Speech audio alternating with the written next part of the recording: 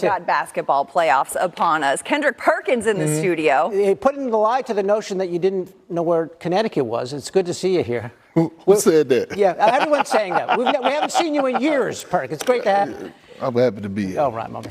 We got NBA playoffs. We got to start with some Hawks Knicks. Game 1 at Madison Square Garden. Hawks Knicks, this is a matchup we've seen many a time in the first round of the playoffs. Jalen Brunson, he get going early in this one. Yeah, he did. And he set the tone early. That's what big body Brunson do. He lived for these moments. You have certain guys that play for 82 games in the regular season. Certain guys live to play 16 games in the postseason. And I thought he did exactly what he was supposed to do against a team that came into his building with a little edge and a little momentum. He set the tone early and said, hey, I'm here and I'm about to show I'm the best player on the floor. 19 in the first quarter. That's the most by a Knicks player in the opening quarter in the play-by-play era. Early in the second, though, CJ McCollum getting the layup to go. That is an acrobatic move by McCollum there. It is. He got away with a little travel. You know what I mean? He got away with it. He was a little crafty with it, but he was balling. He was balling today. Hawks were trying to make it a game. Jalen Johnson kicks it out to Onyeka Okongwu for a three. That's good. Hawks cut it to a 2-point game at the half. The fourth quarter, Knicks are up by 8. Karl-Anthony Towns, deep three. Got him. Make that 11-point deficit there. And then 6 minutes to go. Towns drives, strong finish. The deuce and the damage there. And he's pointing at Okongwu, too. It's the emotions. It's the emotions. It's the passion. That's what you want to see out of Karl-Anthony Towns. No hesitation on that shot. One of the best shooting bigs to ever play the game of basketball. Here's Mike Brown on Brunson's hot start after this one. Yo, it's big. He stepped up to the plate like he should have done, and he hit some big shots for us early to help us get out front. And, you know, anytime he gets going, it's always been a positive for us. I said this before, but the longer we're obviously on the court together, our chemistry is better. I think we've grown as teammates, we've grown as friends, and it's contributing to the way we're playing. I'm not at the Josh level yet, but we working. Josh is not a friend. Please don't. Please don't. Knicks having some fun. All smiles after game one win. I know you love talking about big body Brunson. The guy who was sitting next to him at that podium, Karl-Anthony Towns, had 25 points as well. What did you see out of his game today? Well, look, I always said this. Big body Brunson, yes, we all know is the best player on the Knicks. But Karl-Anthony Towns is the most important player, especially if they're trying to get to the promised land. And we saw that tonight.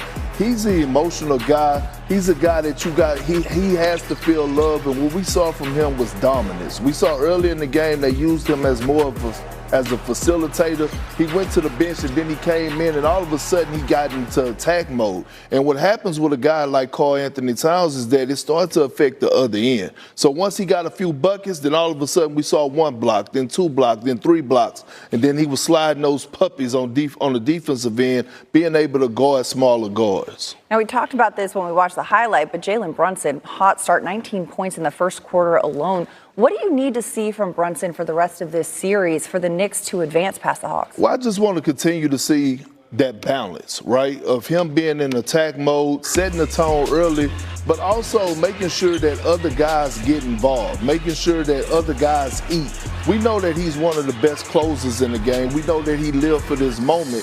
I thought he did an outstanding job of getting his early, and then all of a sudden we started to see other guys be able to get to rolling. We saw Deuce McBride come in off the bench and knock down some big shots. We saw Jordan Clarkson have his moments, OG Anunoby, Josh Hart, etc. So it's that balance, because in order to get, again, where they're trying to go, the expectations of James Dolan, damn it, you got to trust the others and make sure that they comfortable in their place to be able to shine offensively. All right. I thought Dyson Daniels actually did a nice job on Brunson in the last 3 quarters of the game. But don't say that too loud. You know, it's like a little beef there. You know what I mean? Jalen Brunson don't really like that. That's why he came out aggressive about it. He torched them in the first quarter. 19 points. Crazy.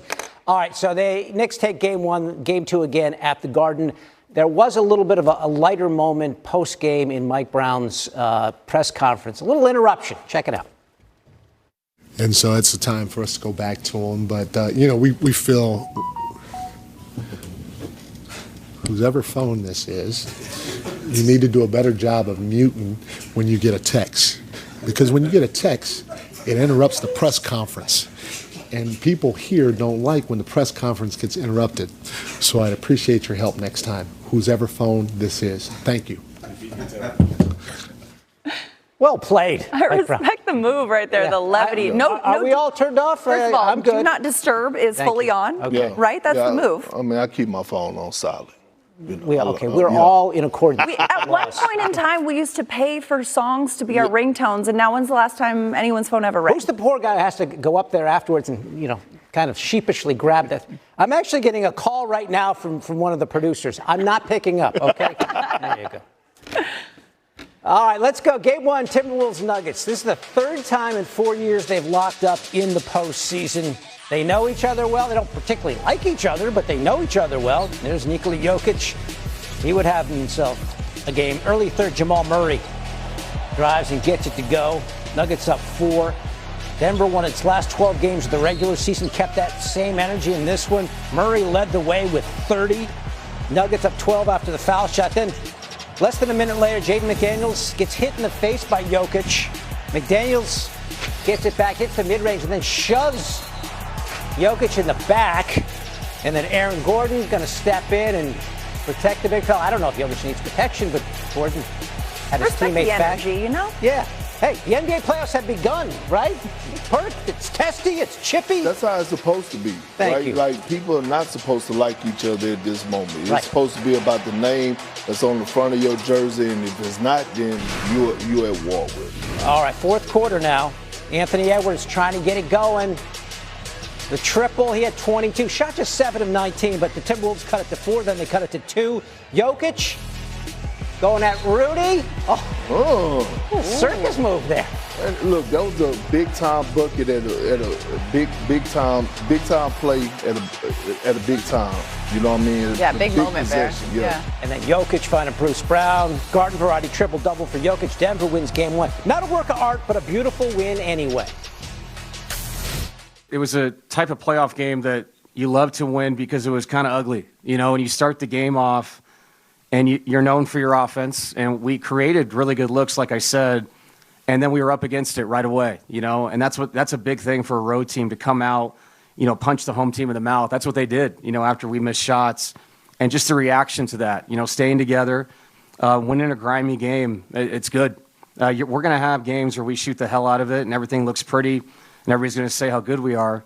There's no difference, you just win the game, and that's what the game was tonight. In the NBA, there's probably not a more iconic duo than Michael and Scottie. Well, today, Nikola Jokic and Jamal Murray matched them for the most playoff games with 25 points, 5 rebounds, and 5 assists each. The two combined to score or assist on nearly 80% of the Nuggets' points today. That is incredible company, right? Anytime a duo is mentioned in that conversation, they're doing something right. But we got to talk, Perk, about Jokic and Murray combining for 55 of the Nuggets, 116 points in this one. We know what a dynamic duo they can be, but how did these two take over the game? Well, I'm about to give them both a nickname. Bread and butter. Ooh. Because when things get tough, they go to their bread and butter. Which one's bread and which one's butter? Well, I'm going to go Jokic is the bread because he's first team all whack body like me. No matter how much you try to get in shape and try to get the abs, you just never really get them. You know what I'm saying? And Jamal Murray can be butter because he's on a roll. Yeah, because he's going to be on the roll. But here's the thing. When you look at what they do and how they get it done, it's a lot of action. Look at this early, just simple though, but it's so crucial. Early pick and roll action, hell of a screen by Jokic. Now all of a sudden you have Rudy Gobert in the drop coverage. That's easy money for Jamal Murray coming off that 1-2 dribble pull-up. Again, another two-man game, pick and roll action. This time Jokic mixes it up. Jamal Murray takes 2, draws Julius Randle, hit him with the pocket pass, and we know Jokic going to hit him with that feathery touch right there in the lane. Nicely done by the Nuggets. So they win game 1, game 2 again in Denver. Perk, we're not done with you, and you're not done with us. I'm right here. Okay, you just hang out with us. NBA playoffs. You got the Cavaliers hosting the Raptors in Game 1. Now, the Raptors won all 3 regular season matchups between these two teams by 10 or more points in each of them. But this one, all Cleveland early in the first quarter. Cavs trailing 31-28. Donovan Mitchell pulls up for 3. Boom. Scores tied at 31. Late in the first, Cavs up 2. Mitchell steals the ball, pushes it up the floor. No-look dime to Max Strus for the layup. Strus is fired up. Of course he is. That was a nice play. Cavs lead 35-31 at the end of the first. Now James Harden dishes it to Evan Mobley for the massive poster. Let's take another look at that. Cavs ahead 61-54 at the break. Now early in the third, Cleveland pulling away. Strus knocks down the corner 3. And the ensuing Cavs possession, Strus, another one. He scored 8 straight points in the third quarter, finishing with 24. That's a playoff career high. Now Donovan Mitchell, step back 3. That man's going ham. That's an upgrade from Bologna, 32 points on the day. The fourth quarter, Harden bounces it to Mitchell for the floater. Harden and Mitchell combined to score their assist on 82 of the Cavs' points. Here's Harden. I think for both teams, you really just get a feel for the atmosphere, you know, the details on what both teams are trying to do, both ends of the ball, and you know, whoever is successful, usually comes out with the victory. I think tonight we did that. We still didn't play well. They didn't play well, but you know, it be like that. You try to, you know, be aggressive. You try to have your imprint on the game, and you know, I think the biggest thing for Game 2 is just understanding that it's going to be even tougher.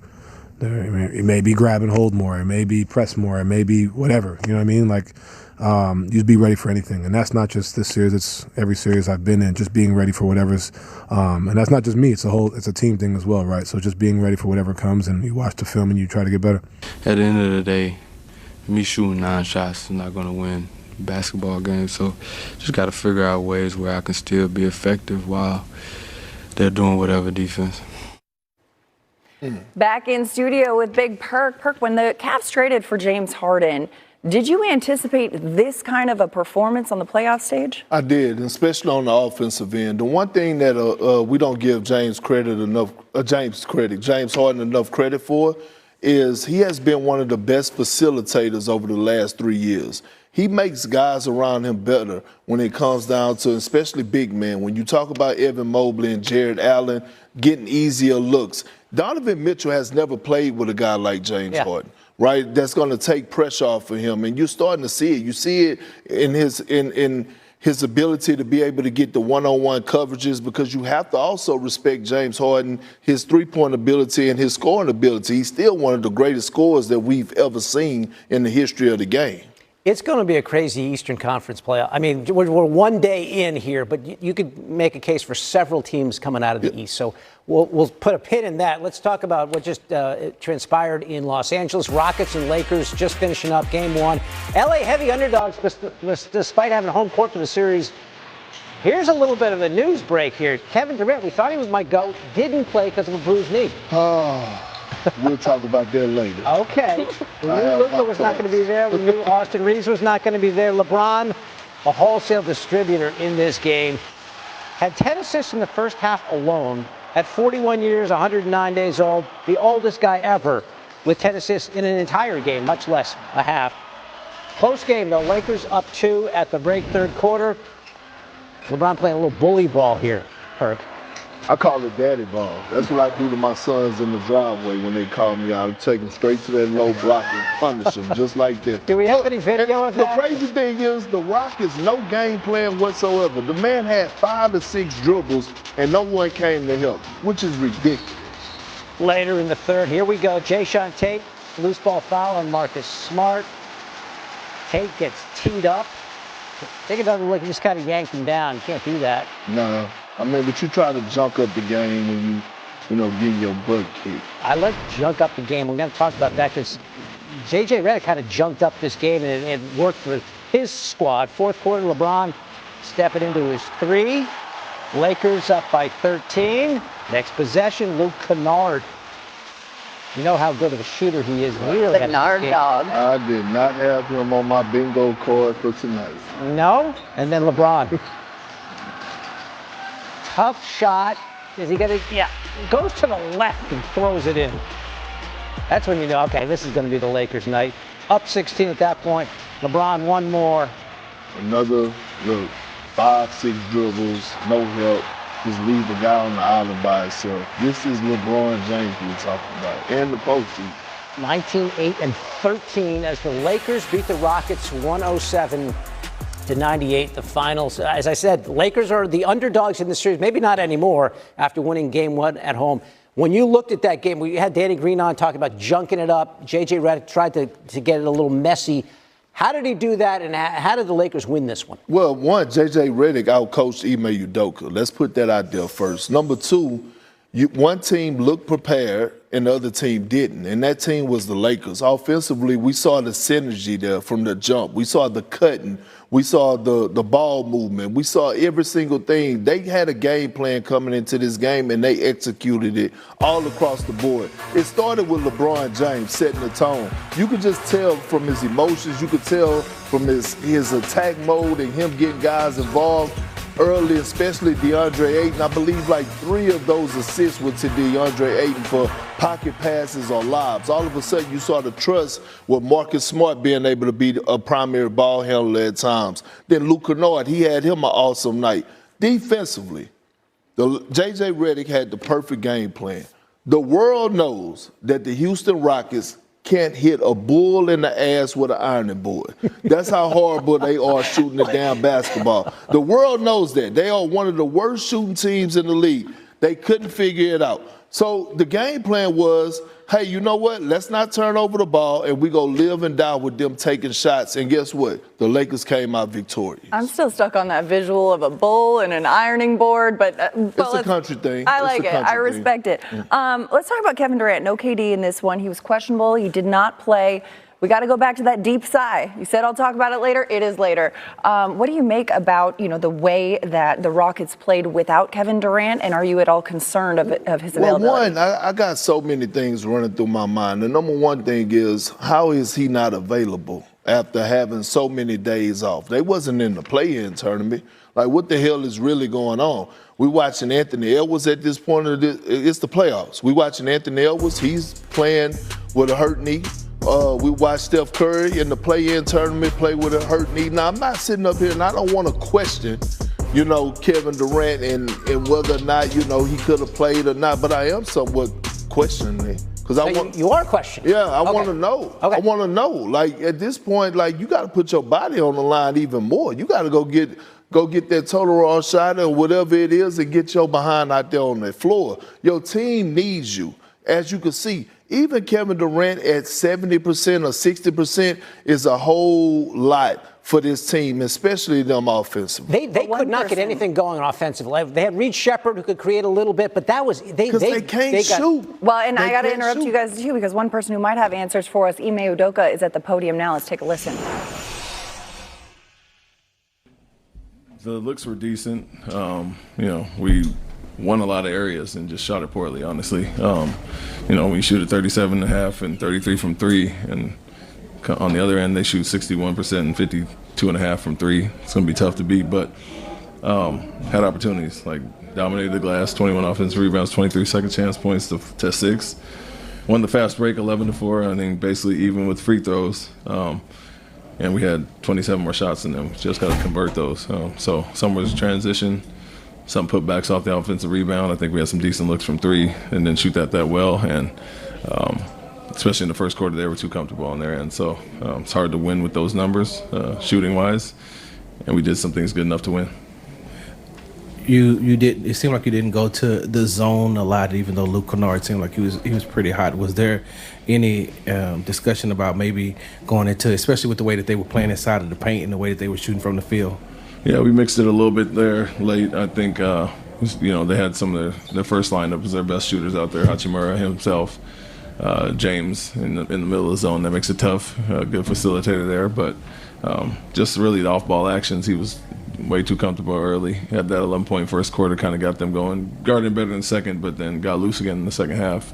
A lot on kickouts and transition, some of our turnovers, but got to do a better job on him. 9 for 13, 5 for 5 from 3, way too comfortable. And obviously, there's going to be more Alpy with Kevin being out. But what did you think about just his overall performance in this game? Who you say, Alpy? Alpy, yeah.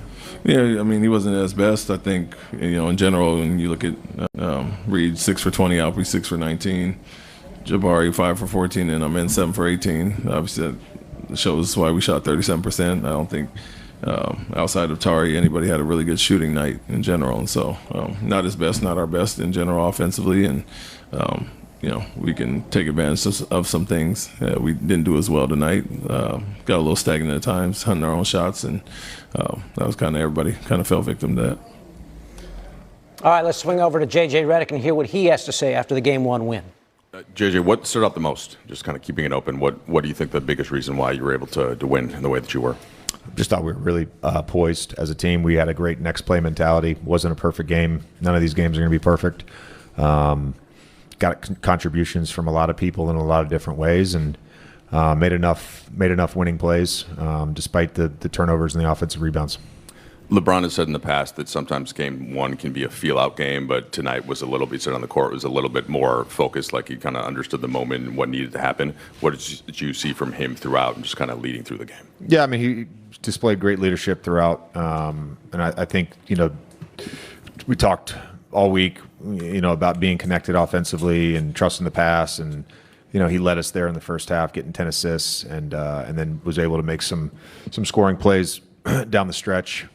Just a fantastic overall game from him, and he gave us all he had on the defensive end. I mean, he really exerted himself on both ends, and that's what the playoffs are. JJ, I don't want to make any assumptions, but I assume a fair chunk of your time this past week was building a defense that was going to try to stop or slow down Kevin Durant. Yeah, you're not going to stop Kevin Durant. How much of an adjustment, to go back to my question about adaptability earlier, was it for you and your staff to kind of figure out what you were going to do once you guys got the KD news? And then I guess, what did it say about your team's ability to kind of take that and put it into application? Yeah, I don't think it affected our mentality. Again, this is all we've talked about for 2 months is just our playoff mentality, and it's you can't worry about who's in or out of a lineup. It's our game plan, it's our standards, it's how we play, and we've built towards that. And I thought our guys just responded well and met the moment. I mean, that's the biggest thing. You got to meet the moment in every game, and they were able to do that. There's a lot that you have to do with Kevin, and you just kind of scrap that and you move on to all the other stuff we worked on. You were asked about offensive pace earlier in the week. You mentioned that you prefer intentionality as the word. How much could you feel that intentionality in terms of not just what you guys ran offensively, but how you guys were running it, and how much did that, I guess, carry through for the remainder of the game? Yeah, we did a good job. I think the guys that were, handling versus pressure overall did a nice job of getting us organized, and we ran a lot of the stuff we wanted to run, and we got a lot of good stuff. When we did shoot the ball, we were efficient. We missed some free throws, but again, this is going to be, can we take care of the ball? Over the course of 7 games, can we take care of the ball, and can we limit their offensive rebounds? JJ, when it comes to meet the moment, Luke Kennard seemed to do that. What did you like about his performance and his overall mindset game tonight? Yeah, I just like that he was aggressive shooting threes. I mean, he played a fantastic basketball game, but there were a couple shots that, he's hesitated on or gotten the next thing. I mean, he just played really aggressive tonight and did a nice job. I mean, I don't know what our overall numbers were, but, we came in at halftime and we had one of our highest paint touch rates of the entire season, and his ability to just kind of get to the next thing and turn the corner on off-ball stuff and touch the paint for us, and it just there's a snowball effect to that. We played a really good game. JJ, that was a really controlled and disciplined offensive night for you guys, almost the entire night, outside of a couple minutes leading into the halftime. Yeah, was there a message to kind of correct whatever happened? Yeah, a lot of those were in transition. I mean, 6 were in the last 5 minutes, and we had, I think, 4 possessions in a row, 3 of which were in transition. And we want to look for transition opportunities, but we can also slow it down and execute and get what we want. We don't have to force them. Some of the turnovers at the end, I'll I'll take some, I guess, I don't really, but I guess I'll take some onus on that because I didn't have the extra timeout, but I was supposed to because Tyler didn't give it to me when I got the first challenge right. So we'll get clarification from the league on that. JJ, you never want to lose your top two scorers, which the Lakers have. But I tell you what, it does give you a chance to coach the heck out of your team. And as you said earlier, JJ Redick, you believe, outcoached Ime Udoka. As a tactician now, what do you see with Redick? Well, to me, once I started to see guys, role players step up, that means you're getting the most out of them, right? Luke Kennard had his moments, Marcus Smart playing with the tenacity and emotions that he plays with, and then Jared Vanderbilt coming in off the bench. And most importantly, DeAndre Ayton, right? A quiet double-double. And J.J. Redick highlighted throughout that interview what his game plan was.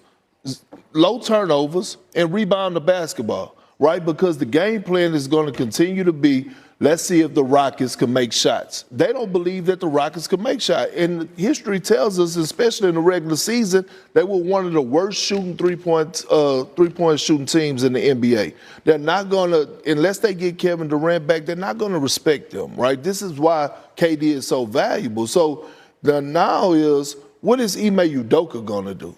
What game plan is he going to put together? How he's going to put those guys in position to be successful? And last but not least, can the Houston Rockets find their identity again?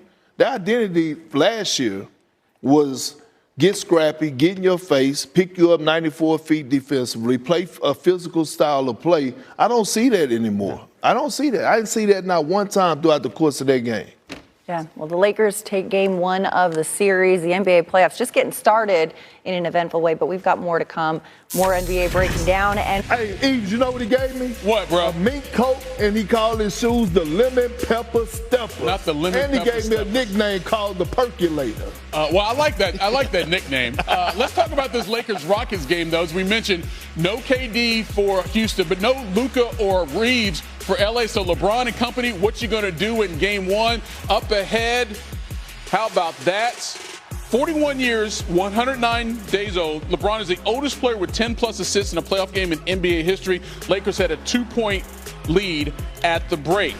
But even beyond that, Perk, LeBron is still getting it done in so many ways. And look, this is unacceptable, though, if you're the Houston Rockets. Come on, we call that daddy ball. That's what I do to my sons in the driveway. Here you go again. 5 or 6 dribbles right here, no help whatsoever. This is what he does at 41 years old. So the Lakers were up 75-66 going to the fourth quarter, and then LeBron's like, you know what, enough of that daddy ball. I'm going to step from here, counted up 28 feet, that's deep. Lakers up 13, but Luke Kennard, he was going off. And he was not on my bingo card to have 27 points tonight. I mean, you talk about trust. J.J. Redick got the max out of him tonight. Game high 27, but then LeBron. Okay, no, look, ain't nothing you can do about that. I don't care who you are. Well, you know he's left-handed though. Well, okay, fine. Okay, that's sure, Perk. He's left-handed. That wasn't left-handed, but that was still Silk from the baseline pulling away. Lakers go big. LeBron goes for 19 and 13, and J.J. Redick and company, they got a 1-0 series lead. You know, he led us there in the first half, getting 10 assists, and then was able to make some scoring plays down the stretch.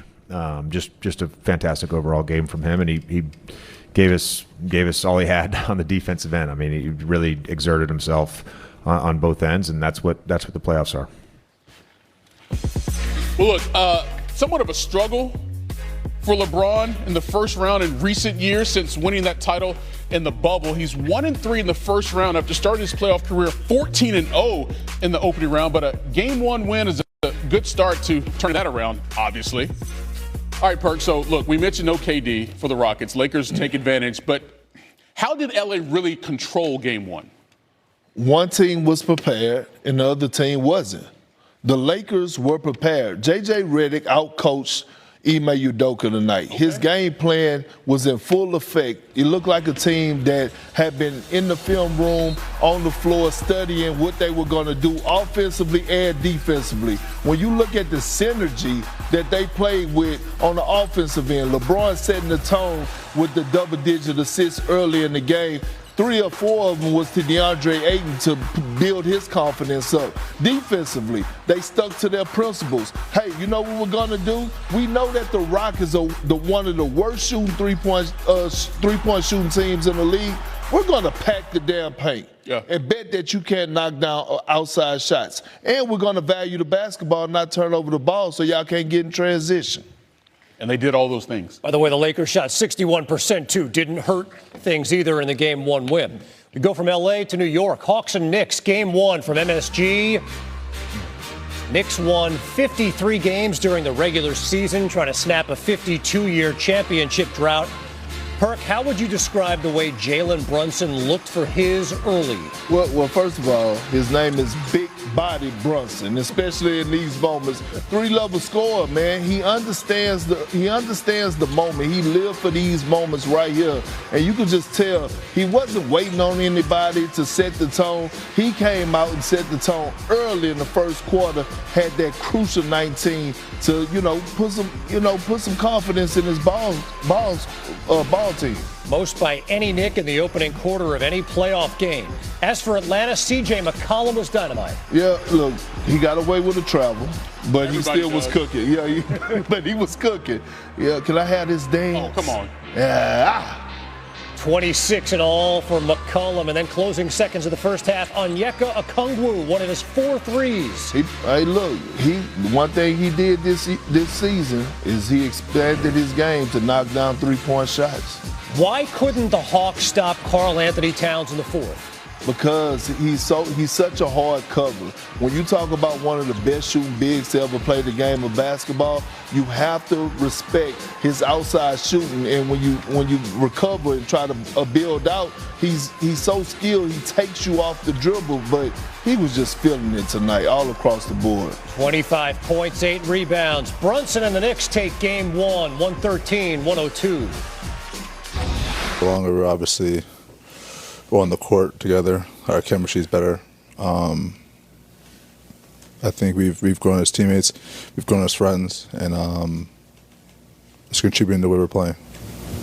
I'm not at the Josh level yet, but we working. Josh is not a friend. It transpired in. The friendship is growing between these two. Not quite at Josh Hart's level. Second postseason together, Cat and Brunson have tied Ewing and Starks for the most 25-point games by any duo in Knicks history with 4. This was also Brunson's 29th 25-point game in the playoffs as a Knicks. That's tied with Clyde Frazier for the second most, behind only Patrick Ewing. Perk, you get 29 from Jalen Brunson on the game. Didn't score late, but 19 of 25 in the second half from Karl Anthony Towns.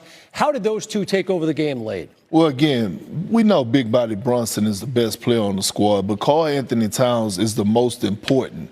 And when you saw in the second half, when he got going, all of a sudden they started to build that double-digit lead. Because Karl Anthony Towns is a guy that is emotional, right? Karl Anthony Towns is a guy that needs to feel love. And once you get him involved in the offense, then you're going to get the best version of him defensively. He had 3 blocks on the night. We saw it was plays throughout the course of this game where he was being switched out on pick and rolls and being able to guard smaller guards. And then he played with that tenacity, that passion. In my opinion, they don't have not one single person that could stop Karl Anthony Towns or even come close to guarding him in this series. They have to continue to keep featuring him if they want to get through this series in great fashion. I mean, he's a matchup problem for a lot of guys in the league, but especially that roster there in Atlanta.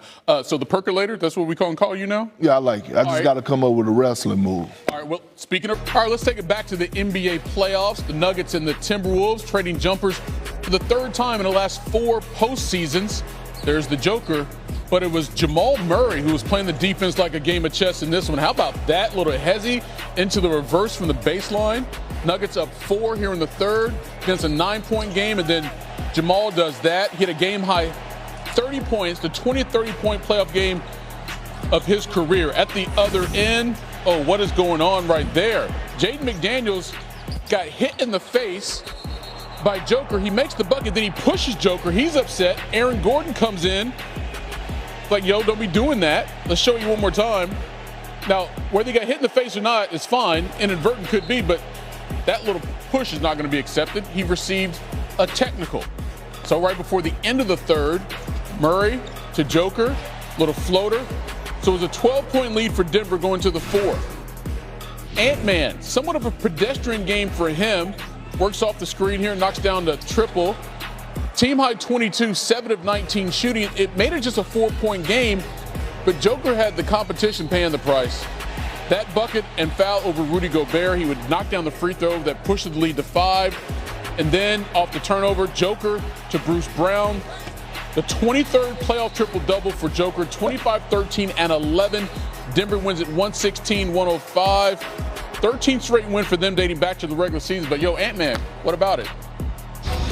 I was just telling the guys when it was like 10 seconds left in the fourth quarter, like, we good. It's game one. Like I said, they did their job. They won the first game on their floor. We would have loved to win the first game and, you know, ruffle some feathers, but they came out and competed at a high level and did their job.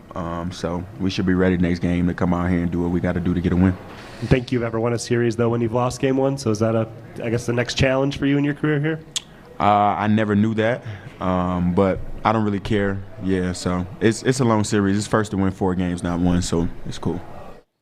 One thing Anthony Edwards doesn't care about history or trends or any of that stuff. He thinks he's going to win every time the next time. Well, how about this, though? If you are ever in some type of category and you're tied with Michael Jordan and Scottie Pippen, you can feel yourself. That's fine. Joker and Murray tied with the Bulls Hall of Fame duo for the most playoff games, with each producing 25 points, 5 rebounds, and 5 assists. Denver's top twosome combined to score or assist on nearly 80% of the Nuggets' points in Game 1.